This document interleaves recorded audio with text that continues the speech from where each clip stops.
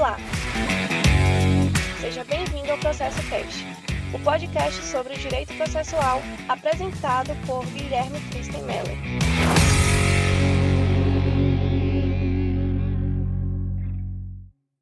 Olá, seja bem-vindo ao episódio desta semana do Processo Cast. Igualmente ao último episódio, daremos continuidade ao nosso estudo sobre a competência. Hoje o enfoque será a competência territorial. Por uma questão didática, optei em não a incluir no episódio pretérito para poder, assim, trabalhar com a cautela que ela reivindica. Prolegômenos delimitados, vamos ao assunto de hoje.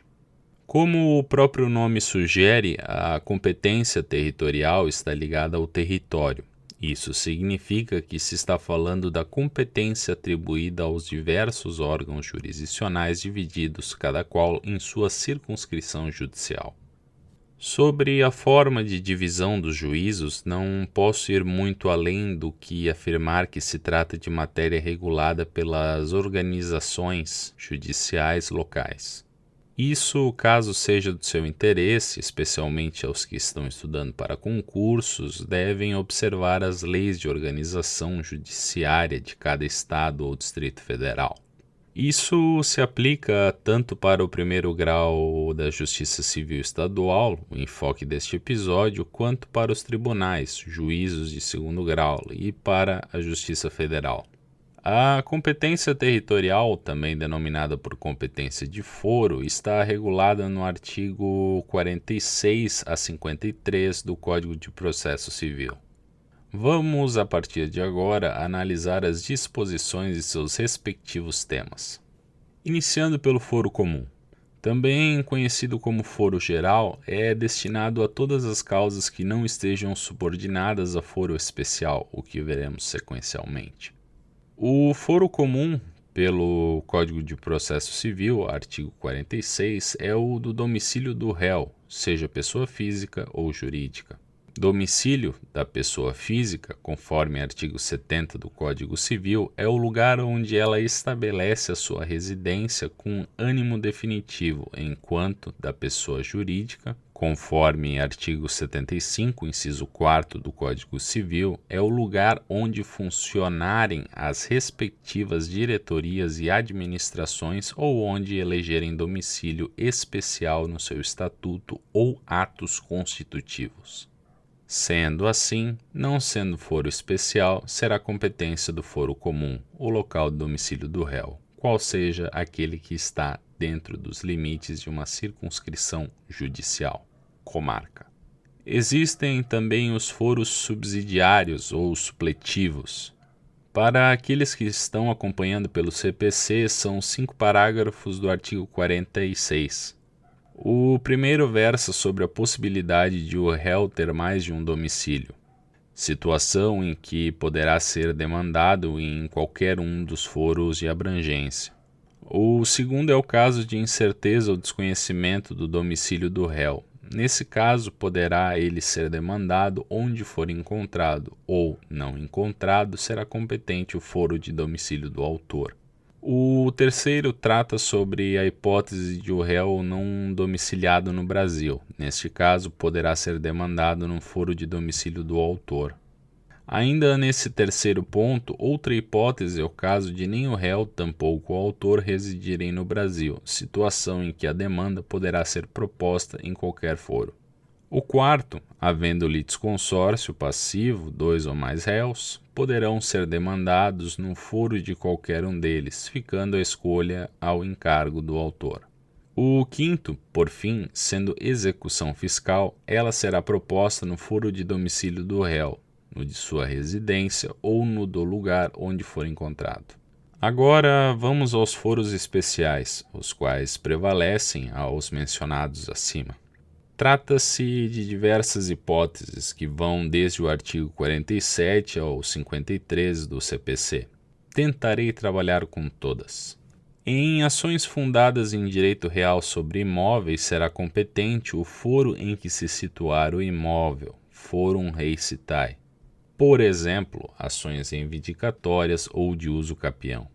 Trata-se de competência territorial, portanto relativa, salvo quando versar sobre direito de propriedade, vizinhança, servidão, divisão e demarcação de terras e de enunciação de obra nova, conforme redação do parágrafo 1º do artigo 47 do CPC. Nesses casos, é absoluta e inderrogável. Demais ações não previstas no artigo 47 do CPC seguem a competência comum, salvo o caso das possessórias imobiliárias, a qual será proposta no foro de situação da coisa, cujo juízo tem competência absoluta. Avançando e seguindo conforme artigo 48 do CPC, o foro de domicílio do autor da herança será o competente para a demanda que verse sobre inventário, a partilha, a arrecadação, o cumprimento de disposições de última vontade, a impugnação ou anulação de partilha extrajudicial e para todas as ações em que o espólio for réu, ainda que o óbito tenha ocorrido no estrangeiro. Sendo desconhecido ou incerto, será competente subsidiariamente 1. O foro de situação dos bens imóveis, 2. Havendo bens imóveis em foros diferentes, qualquer destes, ou 3. Havendo bens imóveis, o foro do local de qualquer dos bens do espólio. Em demandas que for o ausente réu, será competente o foro de seu último domicílio, como na arrecadação, no inventário, na partilha, no cumprimento de disposições testamentárias e nas demais ações em que o ausente for réu. Sobre a ausência, vejam o que dispõem os artigos 22 e 23 do Código Civil. Aliás, recentemente tive a oportunidade de comentar o procedimento especial de arrecadação dos bens do ausente, artigos 744 e 745 do CPC. Uma oportunidade incrível. Dei o máximo de mim para entregar um dos melhores materiais sobre o assunto a nível nacional. Em breve, nas minhas redes sociais, darei maiores informações. Aguardem. Voltando ao assunto. Para demandas em que o incapaz for réu, a competência de proposição será o foro de domicílio de seu representante ou assistente. Em causas que seja autor a União, entidades autárquicas, empresas públicas, fundações e o Conselho de Fiscalização de Atividade Profissional, será competente a Justiça Federal do domicílio do réu. No entanto, se forem réus, o autor observará a proposição, por opção, no foro de domicílio do autor, no de ocorrência do ato ou fato que originou a demanda, no de situação da coisa ou no Distrito Federal, e demais autarquias anteriormente mencionadas. Agora, em causas que seja autora o Estado ou o Distrito Federal, será competente o foro de domicílio do réu, enquanto em situação inversa, a demanda poderá ser proposta no foro de domicílio do autor, no de ocorrência do ato ou fato que originou a demanda, no de situação da coisa ou na capital do respectivo ente federado. Existe foro relativo à arbitragem. A lei da arbitragem, ainda não estudada por nós, dispensa a homologação da decisão arbitral. Ela possui força de sentença judicial. A questão, entre mentes, está na competência da execução forçada dessa decisão, a qual será promovida perante a Justiça Estadual, conforme artigo 31 da Lei de Arbitragem e artigo 515, inciso 7º do CPC. Divergindo as partes acerca do compromisso arbitral, há a ação própria, artigo 7º da referida lei, cuja competência é do órgão do Poder Judiciário que originalmente seria o competente para o processamento da causa. Para a decretação da nulidade da decisão arbitral será observado o procedimento comum e observará as regras de competência que estamos discorrendo neste episódio. O Estatuto do Idoso garante ao litigante que possua 60 ou mais anos uma competência absoluta, fixada no seu foro de domicílio, excluídas apenas quando versar sobre competência da Justiça Federal e originárias dos tribunais superiores.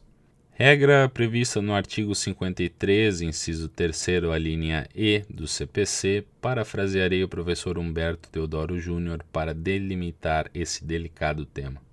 Abre aspas. A interpretação do artigo 80 da Lei 10.741 de 2003, é bom ressaltar, tem sido feita de maneira restritiva, evitando sua aplicação a toda e qualquer ação que envolva interesse de idoso. A competência absoluta nela prevista, como se deduz de seu próprio texto, somente se refere às ações que envolvam interesses coletivos, difusos, coletivos e individuais homogêneos. Quanto aos interesses puramente individuais dos idosos, a competência absoluta só alcança os qualificados como indisponíveis. Fecha aspas. Para encerrar, vamos analisar os foros ratione personae, no caso relacionados à pessoa, das pessoas jurídicas, e ratione loci, relacionadas ao local, em matéria de obrigações. Vamos na ordem. Para ações de divórcio, separação, anulação de casamento e reconhecimento ou dissolução de união estável, será competente, vamos começar pelas hipóteses especiais elencadas pelo CPC, são elas: 1. O foro de domicílio do guardião de filho incapaz. 2. Do domicílio ou residência do alimentando para a ação em que se pedem alimentos. E 3. Do domicílio da vítima de violência doméstica e familiar nos termos da Lei Maria da Penha. Não sendo um desses 3 casos, as ações serão de competência do foro do último domicílio do casal, contanto que não haja filho incapaz, ou do domicílio do réu, caso nenhuma das partes resida no antigo domicílio do casal. As pessoas jurídicas estão sujeitas à regra geral de competência, ou seja, o domicílio do réu, salvo quando forem réus. Neste caso, será competente o foro 1, onde está a sede, ou 2, onde se acha a agência ou sucursal, quanto às obrigações que a pessoa jurídica contraiu. Sobre o foro de competência relacionado ao local em matéria de obrigações. Quando a ação em que se funda a demanda tiver como pretensão exigir o cumprimento de uma obrigação, ela deverá ser proposta no local de satisfação.